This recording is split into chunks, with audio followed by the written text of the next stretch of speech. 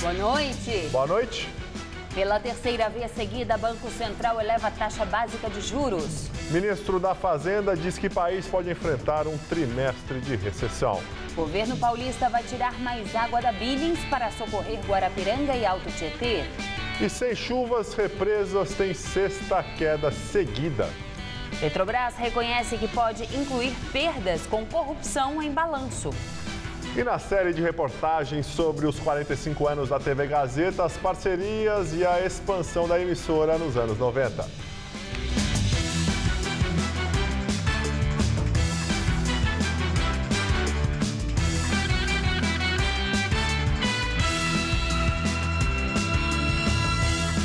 Reitor da USP, Marco Antônio Zago, presta depoimento para a CPI que investiga casos de violência nas universidades paulistas.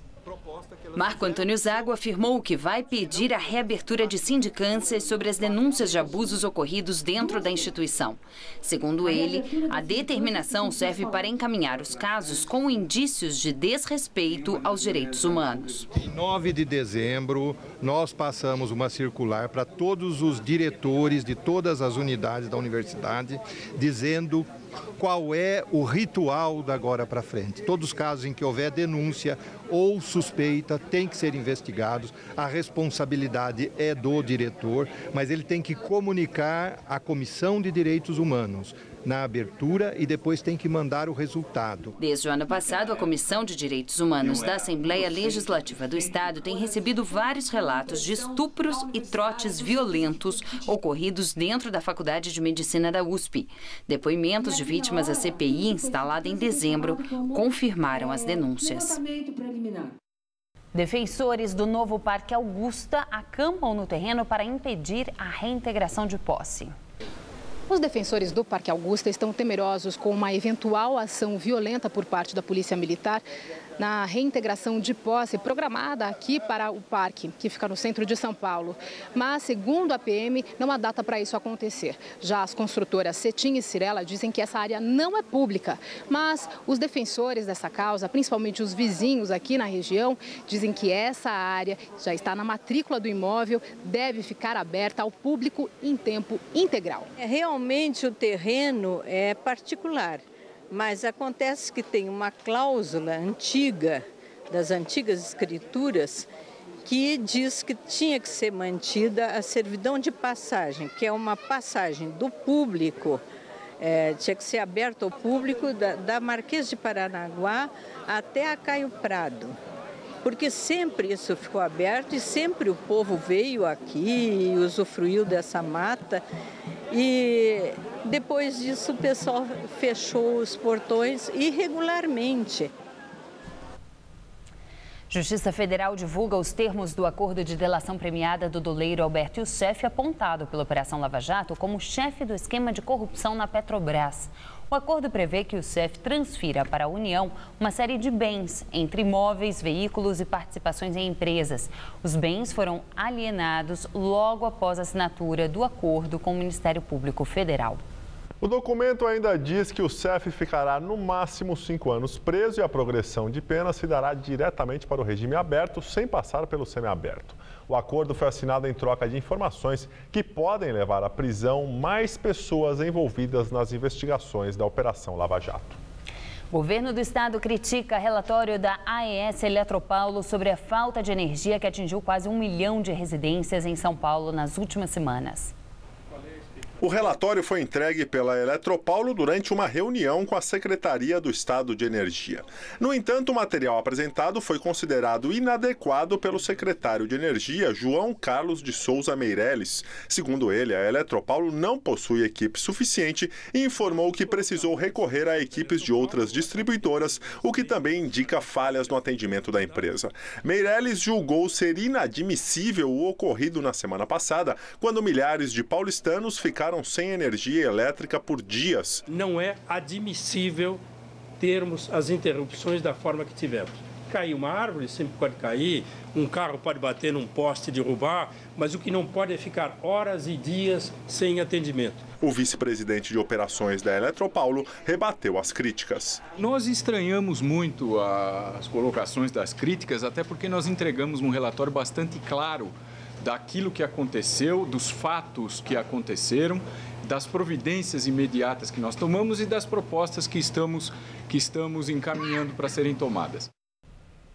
São Paulo vai mandar mais água da represa Billings, que integra o sistema Rio Grande, para abastecer os sistemas Guarapiranga e Alto Tietê. O anúncio foi feito nesta manhã pelo governador do estado de São Paulo, Geraldo Alckmin, mas ele não deu detalhes sobre prazos e nem sobre como serão feitas as obras. Atualmente, a represa Billings já atende Guarapiranga por meio de um braço em Itaquaquecetuba. De acordo com o governador, a ideia é aumentar a vazão para o abastecimento. A Billings ela é maior que o Cantareira, ela tem 1,2 bilhão de metros cúbicos. E ela está com mais de 50% de reservação. Então ela pode ajudar o Guarapiranga e, por consequência, por exemplo, Taboão é Guarapiranga. Osasco, que era integralmente Cantareira, hoje é metade Guarapiranga e metade Cantareira. Então a Billings é um reservatório importante para ajudar, de um lado, o Alto Tietê e do outro lado o Guarapiranga. Em relação ao sistema Cantareira, Alckmin afirmou que não há previsão para utilizar a terceira cota do volume morto, que, segundo ele, seria capaz de aumentar a reserva do sistema em torno de 5% a 6%. Os níveis dos reservatórios que abastecem a Grande São Paulo continuam caindo. O sistema Cantareira já registra sua 9ª queda consecutiva somente neste mês. O nível dos reservatórios caiu 0,1 ponto percentual e passou de 5,6% para 5,5% nesta quarta-feira. O Cantareira recebeu apenas 22,4% das chuvas previstas para janeiro e o nível do sistema não sobe desde o dia 26 de dezembro. O Alto Tietê também apresentou queda e está operando nesta quarta-feira com 10,2% da sua capacidade total. No Guarapiranga, a queda foi ainda mais acentuada, de 0,3 ponto percentual. O sistema passou de 38,5% para 38,2%. O calor desses primeiros 20 dias de janeiro já superou do mesmo período do ano passado, quando as marcações foram históricas. Mas o paulistano finalmente ganha um refresco. O tempo mais nublado deve aliviar o calor amanhã. Mariana Armentano traz os detalhes da previsão para todo o estado de São Paulo.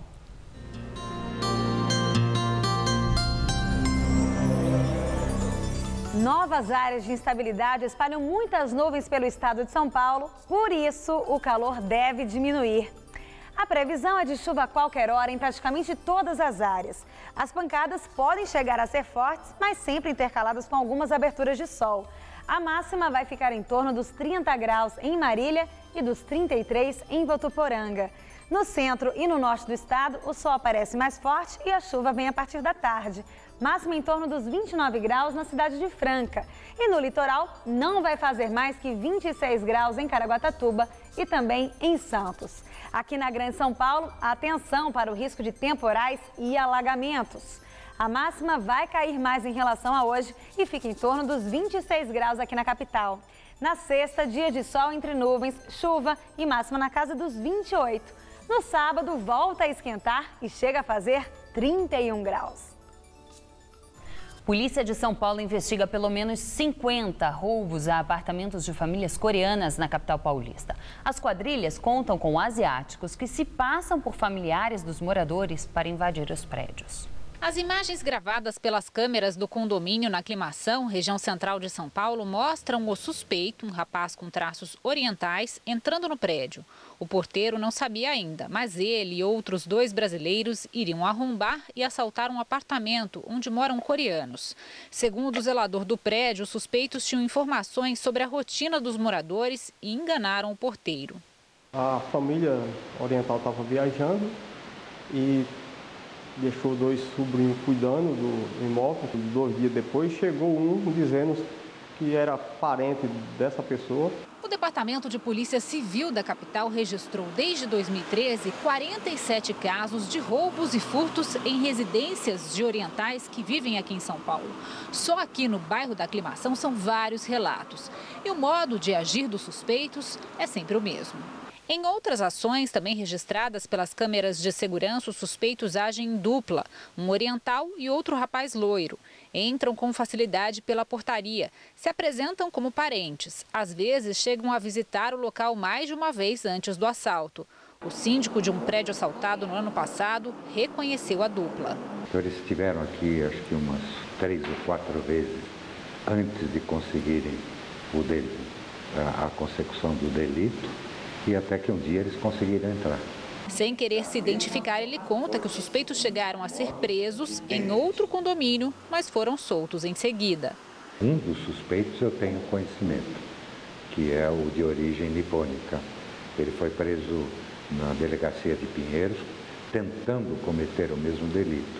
Entretanto, o condômino lesado na região de Pinheiros não prestou queixa. Ele não foi preso em flagrante e acho que no dia seguinte já estava na rua. Segundo a Secretaria de Segurança Pública, 6 criminosos foram presos em flagrante em ações parecidas, outros identificados. A polícia investiga ainda o envolvimento de estrangeiros. A comunidade coreana está apreensiva. Este rapaz diz que, por ser muito fechada, todos conhecem a rotina das famílias. Como a comunidade é muito, podemos dizer, unida, então o que acontece? Um confia no outro e no final parece que a escória está entre a gente. Como eles não falam português, é mais difícil ainda para se identificar. Sem surpresas, o Banco Central anunciou no início da noite a nova taxa básica de juros. O Bacen confirmou as apostas do mercado e elevou a Selic em meio ponto percentual. Agora o índice está em 12,25% ao ano. Com a decisão de aumentar a taxa Selic pela terceira vez seguida, os juros sobem ao maior patamar desde meados de 2011. Com taxas mais altas, a instituição tenta controlar o crédito e o consumo e assim segurar a inflação. Em Davos, onde vai participar do Fórum Econômico Mundial, o ministro da Fazenda, Joaquim Levy, afirmou que o país pode enfrentar um trimestre de recessão. Segundo ele, em razão do período de ajuste fiscal adotado por sua equipe econômica. No entanto, Levy disse que não haverá consequências materiais importantes. O ministro disse ainda que o importante é o que está sendo feito para obter uma base sólida nas finanças públicas, para que as empresas retomem a confiança e saibam das condições gerais do país para poder assumir riscos. E agora vamos ao comentário de economia com Vinícius Torres Freire. As mudanças para pior na economia deixaram de ser conversa abstrata e complicada de economistas. Começam a pesar no bolso, como a gente tem visto. Começaram os aumentos de impostos, da conta de luz, do ônibus, do imposto sobre os empréstimos e financiamentos. Quanto isso vai pesar no orçamento? Difícil fazer a conta, claro, cada caso é um caso. Além do mais, esses aumentos que já foram divulgados ainda vão provocar outros reajustes em cascata. Se sobe o preço dos combustíveis e da eletricidade, tudo mais fica mais caro. Transporte, o custo das empresas, a comida, tudo. É óbvio. Para começar, o preço médio da gasolina em São Paulo deve passar dos atuais R$ 2,90 para R$ 3,15, pelo menos. Para um tanque de 50 litros, dá um extra de R$ 12 ou R$ 13. Não parece muito, mas o problema é que a lista de aumentos é imensa. Por exemplo, se sua família tem uma conta de luz de R$ 150 por mês, neste ano ela vai para quase R$ 200 por mês em algum momento. São mais R$ 50.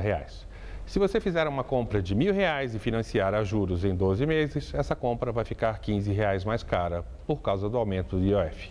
E assim por diante. O ônibus subiu. O preço da mensalidade escolar está subindo em torno de 10%.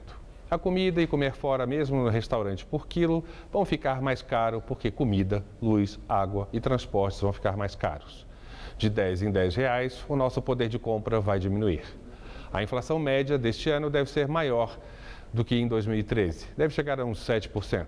Como os salários, na média, vão subir menos neste ano, esses aumentos de gastos e impostos, obviamente, reduzem nossa capacidade de comprar outros bens e serviços. Isto é, prejudicam a economia como um todo, que vende menos e assim emprega menos. Gastar mais R$10 para encher o tanque pode parecer pouco para uma pessoa, mas são R$10 que a gente deixou de poupar ou gastar em outra coisa.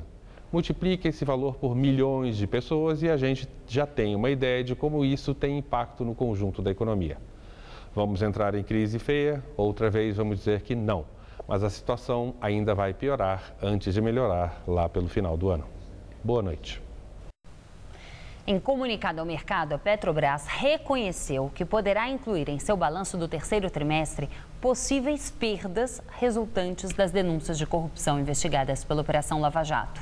A divulgação do balanço já foi adiada por 2 vezes e é esperada para o fim deste mês. No comunicado, a estatal informou que faz as análises necessárias para o fechamento e divulgação das demonstrações contábeis. A TV Gazeta completa 45 anos no próximo domingo. E hoje, na terceira reportagem da série que conta a história da mais paulista das TVs, entramos pela década de 90.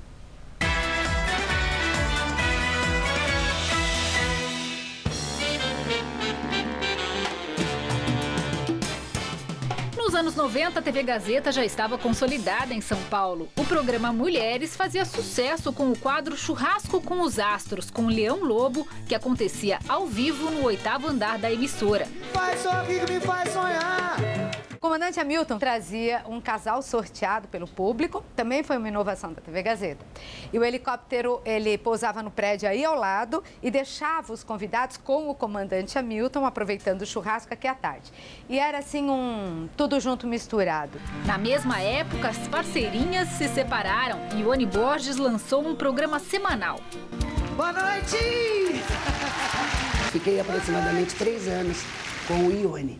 E é nesse esquema que eu espero voltar, se Deus quiser, ainda esse ano. Já a vitoriosa equipe de esportes continuava em campo. Entre os destaques, a transmissão de grandes campeonatos, como a Taça Libertadores da América, narrada por Galvão Bueno. Tentativa do Martino. Ele faz a abertura pela esquerda. O programa diário Gazeta Esportiva entrava no ar.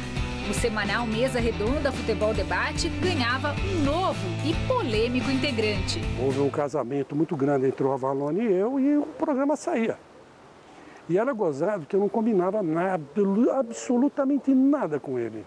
Parecia que eu adivinhava o que ele queria falar, o que ele ia falar, e dava uma cutucada nele, ele dava uma cutucada em mim. E aí nasceu o personagem Chico Lang, que era assumidamente corintiano.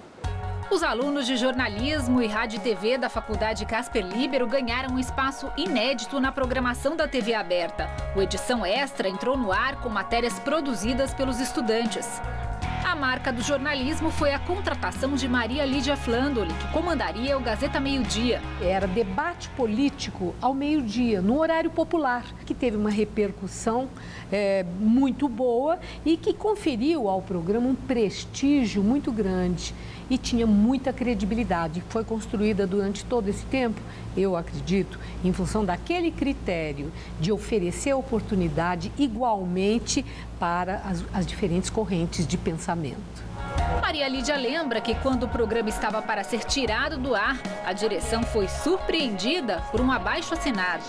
Marcaram aqui uma audiência com a presidência da Casper Líbero para conversar. Eu achei isso o máximo, né? Porque não foi uma ação entre amigos, foi uma reação de pessoas que representavam, né, de apoio a um programa que entendiam que era assim uma espécie de uma tribuna livre. Nos anos 90, a TV a cabo chegava ao Brasil e a TV Gazeta também queria expandir seus horizontes. No final de 1991, a Fundação Casper Líbero firmou um contrato com a rede OM de televisão, dona do canal CNT. A edição do jornal A Gazeta Esportiva de novembro de 91 fez a cobertura do acordo. Nas palavras do então presidente da Fundação, Constantino Cury, esse é um negócio muito bom para as duas organizações, pois não se trata de uma emissora se filiar a outra, mas trabalhar de forma autônoma, contribuindo para uma programação comum. Surgia a CNT Gazeta, uma parceria que durou a década inteira. As duas emissoras produziam e exibiam em conjunto seus conteúdos. Nesta época, ganharam destaque programas como o 190 Urgente, do apresentador Carlos Massa, o Ratinho. Escalada! Pode arregaçar, meu filho. Tá demorando por quê? O programa Clodovil abre o jogo. As feias que me perdoem, mas beleza é fundamental. A festa do malandro com Sérgio Malandro. Marília Gabriela também tinha um programa de entrevistas no canal, que também levava o seu nome. Como é que eram as pessoas, esses seres que te pegaram? Além do primeiro programa interativo da TV brasileira, um game show Hugo.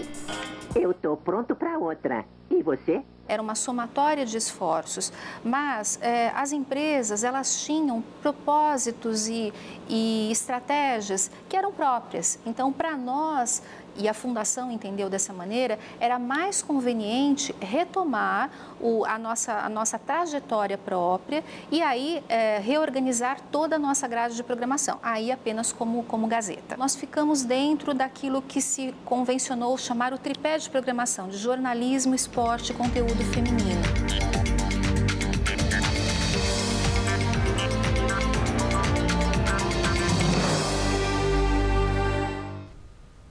Veja amanhã em mais uma reportagem sobre os 45 anos da emissora. A TV Gazeta começa os testes para entrar na era digital. E a programação avança com a chegada de Kátia Fonseca e Rony Von. A seguir, a Indonésia rejeita pedido de clemência para evitar a execução de outro brasileiro. Na Argentina, novas pistas sobre a morte do promotor Alberto Nisman.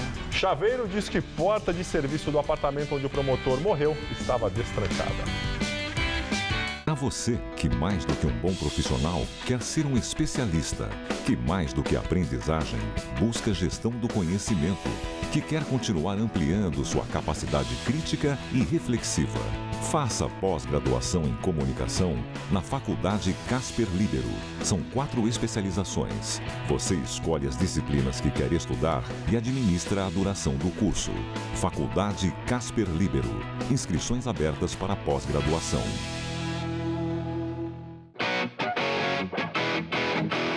Bom te ver assim, crescendo mais e mais a cada dia. Mas se mantendo jovem atual, apesar dos anos. Bom te ver assim, tão acolhedora, com espaço para todas as idades, todos os gostos e estilos. O clássico e moderno convivendo em harmonia. Bom te ver emitindo tamanha alegria. Um lugar onde se chega com sorrisos e quando você menos espera, já está se sentindo em casa. Dia 25 de janeiro é o seu dia. Parabéns, TV Gazeta. Parabéns, São Paulo.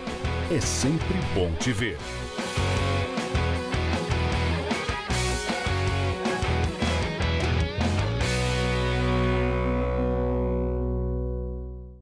O Todo Seu de hoje vai estar com o astral lá em cima. A bonitinha Negra ali vai fazer um musical cheio de ritmo.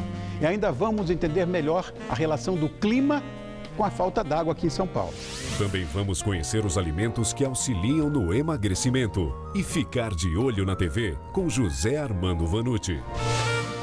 Todo Seu, hoje, 10h30 da noite.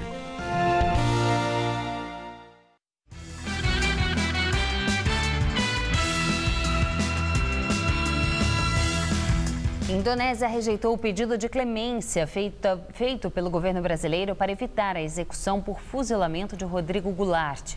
Um brasileiro de 42 anos foi condenado à morte por tráfico de drogas há 10 anos. Diagnosticado com esquizofrenia, Goulart tenta, por meio de sua defesa, ser internado em um hospital psiquiátrico, como prevê a lei da Indonésia, e assim se salvar da pena de morte. Caso a pena seja cumprida, ele será o segundo brasileiro a ser executado no país. No último final de semana, Marco Archer foi fuzilado. Na Argentina, novas pistas sobre a morte do promotor Alberto Nisman. O chaveiro, que abriu a porta de serviço do apartamento onde ele morreu, declarou que ela estava destrancada. O serralheiro foi chamado pelo pessoal de manutenção do prédio, a pedido da mãe do promotor, depois que ela não conseguiu se comunicar com o filho nem entrar no apartamento. O serralheiro declarou à promotora do caso que a porta de serviço estava fechada, mas destrancada com a chave do lado de dentro. Ele disse que apenas empurrou um pouquinho a chave e a porta se abriu.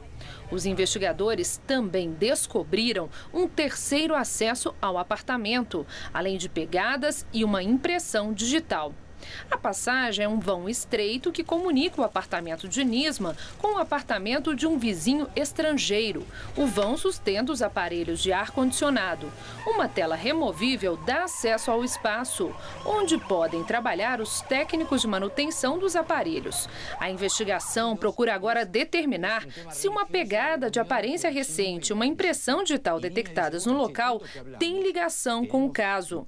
Alberto Nisma foi encontrado morto em seu apartamento no domingo. O exame do corpo indicou suicídio e o teste para determinar se havia traços de pólvora na mão do promotor deu negativo.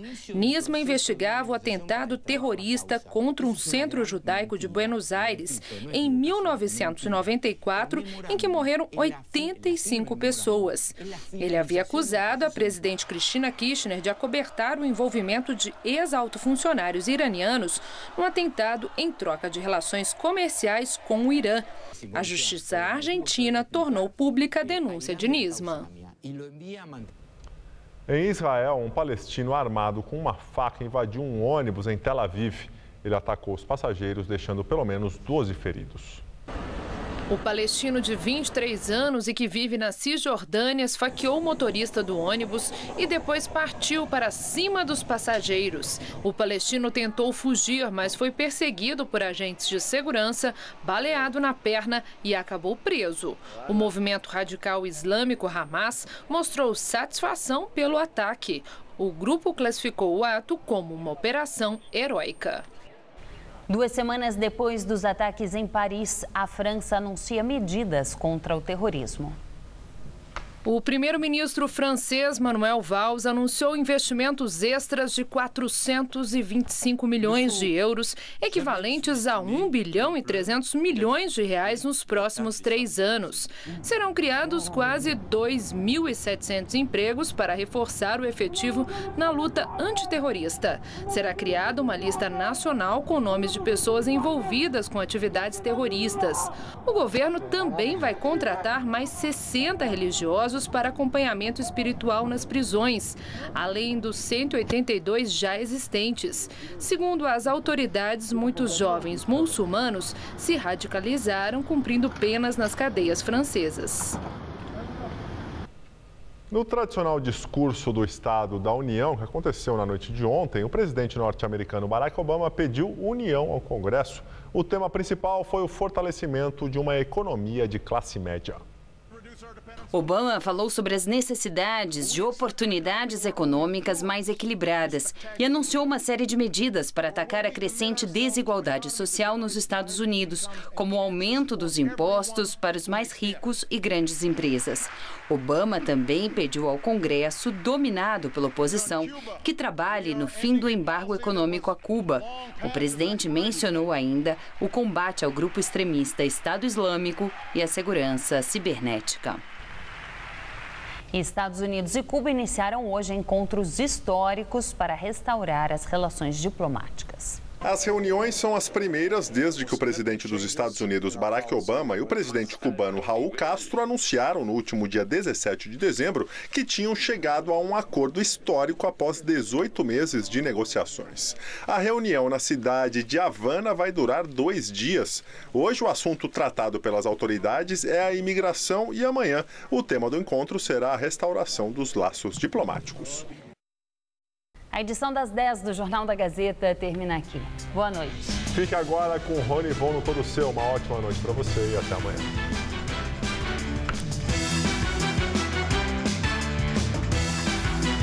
Logo mais 11h30 da noite, confira delícias que se comem com as mãos em Mundo à Mesa. Assista agora Todo Seu e logo após, Mundo à Mesa.